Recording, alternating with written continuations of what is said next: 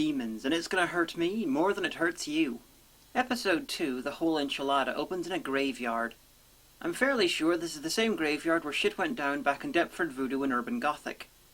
I'm not surprised, the whole place has a thick air of supernatural shit's about to go downliness. But that could just be the fog. So, what sort of guardians take a couple of kids for a romantic stroll in a graveyard to get eaten by an angel? Oh, guardians like these two. Either they're very into graveyards or they're very desperate for privacy and quiet. Maybe that's why the kids were so excited.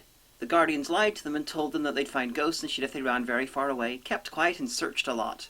It would explain why neither of the kids were in the least bit scared when they ran into an angel. Madge, where's Ali? She's gone. She went with the angel.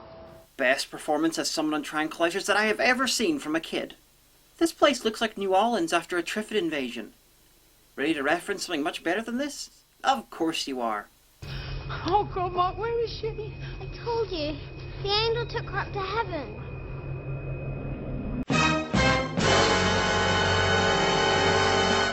And then they all blinked and ended up being sent to Before Demons was made, and there was much rejoicing.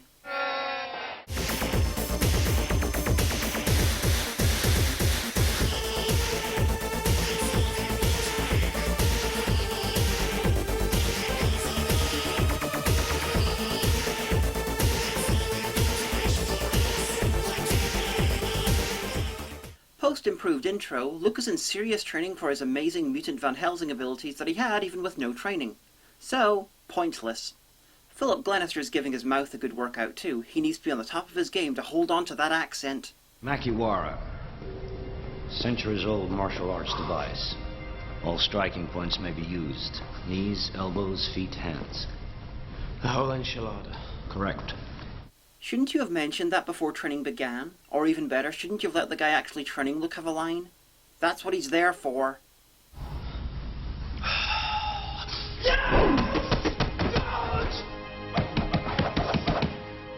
That doesn't count as a line and you know what episode. Do you want the shorthand version of the rest of this scene? Kick, punch, it's all in the mind. If you wanna test me, until you find the things I'll teach ya, sure to beat ya. Nevertheless, you'll get a lesson from teacher. Now kick, Kick, kick, kick. punch, Punch, punch, punch, punch. jump, Chop, chop, chop, chop, chop. block. Block. Don't get cocky, it's gonna get rocky. We're gonna move down to the next donkey now. Anyway, across the town, the parents of the missing girl have become reluctant celebrities. Say what you will about the British media, they fucking love missing photogenic blonde white kids. Nothing very wrong with that in itself. I just wish they'd spread it out to the less photogenic, less blonde and less white kids too. Ruby has a little brother now because this monster is an angel who eats children. Some sort of a clue about his existence in the previous episode would have been nice. Or possibly a reference to him after this episode. Her brother worships Luke, and I think this is the first time I've full on agreed with anyone in this show because Ruby can't understand what he sees in him. Even though Ruby is in love with Luke. Maybe the kid knows that his sister's actually Lucrezia Borgia and he better get to seducing people fast. Luke, Mina and Glenister head to the graveyard to see what they find, and via Vampire Power number 76, what Mina finds is the cast of Tim Burton's next film. They're old. Just echoes. Poor Helena Bonham Carter's not been an actor in years. So if Mina can see echoes of the dead in the graveyard, then why isn't she seeing them everywhere? Practically everywhere in London's had dead people in it. And isn't she blind? Creating a visual representation of the dead people around, I'm fine with. But she can also see the area around them. Why doesn't she turn her depth of vision sight on permanently and be happy that she can see? Yeah, she'll see dead people, but she'll be able to see. And you know, she's in Demons. Her career's already dead. Seeing ghosts won't ruin her life that much. Mina can feel no trace about what happened to the girl. This means that she went willingly. What are you saying? But wherever she went willingly. Odd power. She can see the dead and their surroundings and feel when people had non-consensual things happen to them. Last episode she could tell the future and generally sense things. Is she like Darwin from the X-Men, evolving a new psychic power based on what the episode needs? Nice of the scary soundtrack to tell me I'm supposed to find the sudden return of a dead child scary. Woo! Anyway, the returned girl explains that she's been with an angel called Gilgamel. I'm guessing he was named after the ancient Sumerian mythological figure who was most famous for failing to defeat the Smurfs. Gilgamel. but you must never say his name. This is gonna be a Rumpelstiltskin thing, isn't it? Why the fuck did you tell her his name if she's never allowed to say it? Idiot. So the girl's mum sees her daughter talking to thin air and... aren't they under siege by photographers in the media? Why has she let her daughter out in the back garden? I can see the headlines now. Negligent mother, who we think murdered her daughter, leaves other daughter alone while she runs a prostitution ring or smokes crack or something.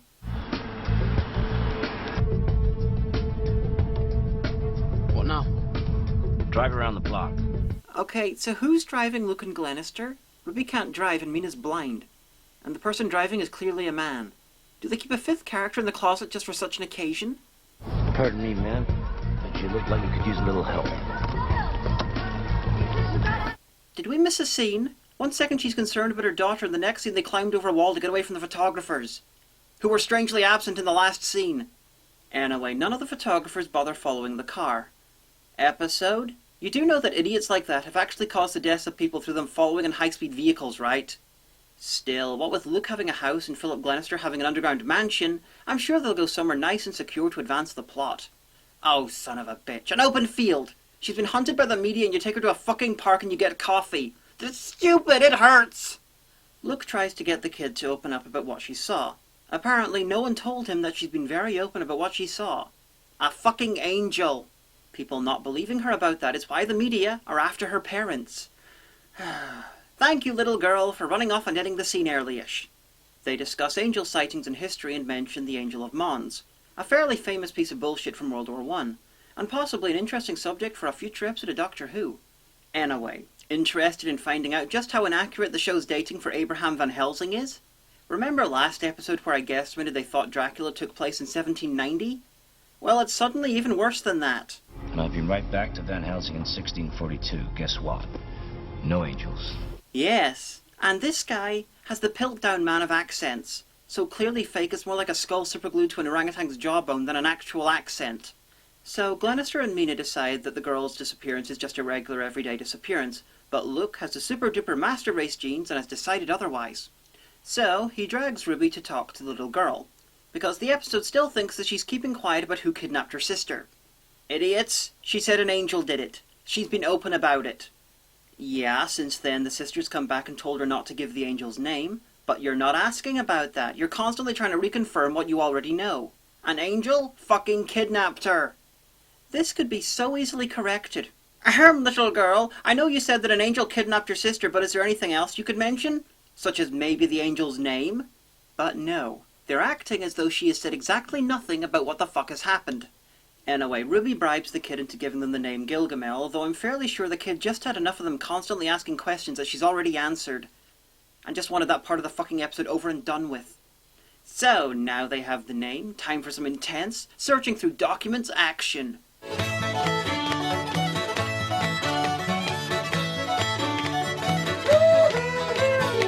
suppose Madge got it wrong. She's 7 years old, for goodness sake. She goes to a very nice school. Keep looking.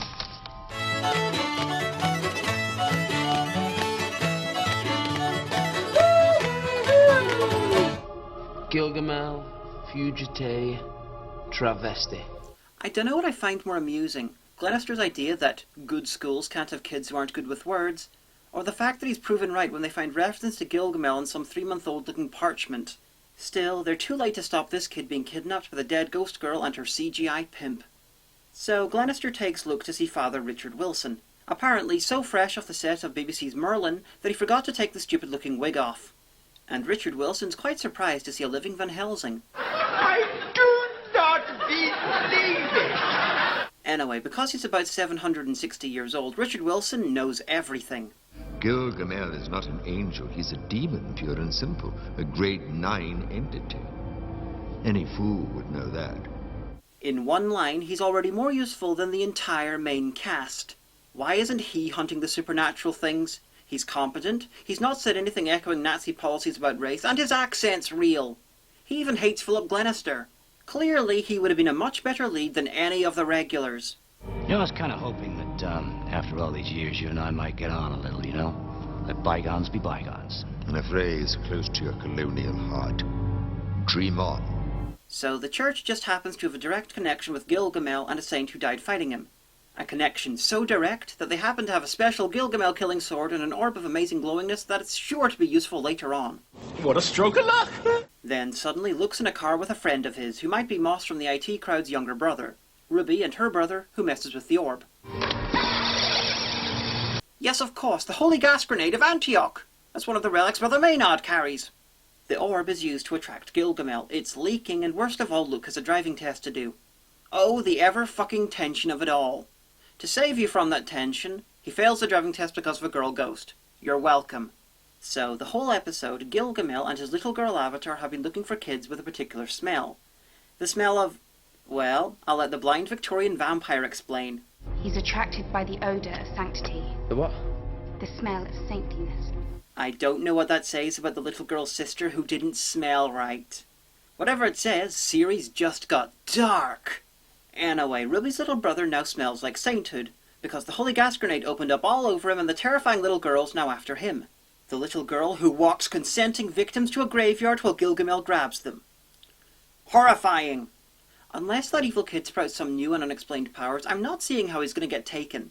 He's not interested in graveyards and he's kinda got several years on her. There was a little girl with him. They've got Jamie. Oh, yay for the new, unexplained, and oh so never explained then. So, if the gas grenade covered the kid in sainthood, then surely Luke and the driving instructor should be even more covered. They were in the car with it for longer, and Luke even grabbed it while it was billowing smoke. Still, without a kid in danger, there'd be one less reason to give a shit about how this episode ends. And right now we only have... -18. And lastly, what the fuck does sainthood smell like anyway? Fuck it, probably Old Bay and fried pineapple. They set up a ring of fire to create a trap for Gilgamel because angel demon child eaters are all kinds of terrified of fire. Even when they can fucking fly over it. Seriously, even to the fucking cast, this plan shouldn't make sense. Luckily, the universe realized how stupid this was and Gilgamel escapes. Glenister gets injured. And Richard Wilson heats the sword to red hot before putting it back in the mystical scabbard of insulation. You see, it forms a perfect shield and thus will hold his heat for many hours. I'm impressed. So you should be. They track Gilgamel to the church where he's locked up all the missing children, and wow. I've not seen children kidnapped by a supernatural being that docile since Children of the Living Dead. And you know, this is a terrible thing to admit, but between this and Children of the Living Dead, I think this is better. Damn it, Gilgamel, I know the church is apparently abandoned, but couldn't you have killed the kids? The little bastards can hypothetically scream. It's not like the church is miles away from everything, you're kind of in the middle of a city. And hey, it's Gilgamel's true form. Not great CGI is replaced by mostly bad prosthetics. So, why is the thing given up the advantage of being able to fly and not be touched? Fuck it, child-eating angel demon versus Ubermensch with a sword fight. Here we are, born to be kings, we're the princes of the universe. Here we belong. Well, that took about 6 seconds. I guess the superior Van Helsing genes just make him a better swordsman than the medieval saint. And Knight, who had an epic battle with Gilgamel centuries ago. This was terrible. Marginally less terrible than the last one, but still fucking awful. The CGI was awful. The main story was ridiculous. The fact that it was a very poor man's version of Buffy was just as evident, and with the exception of Richard Wilson and his charming hatred of Philip Glenister, this was just fucking poor. That was Demons, Episode 2, and it hurt me more than it hurt you. We have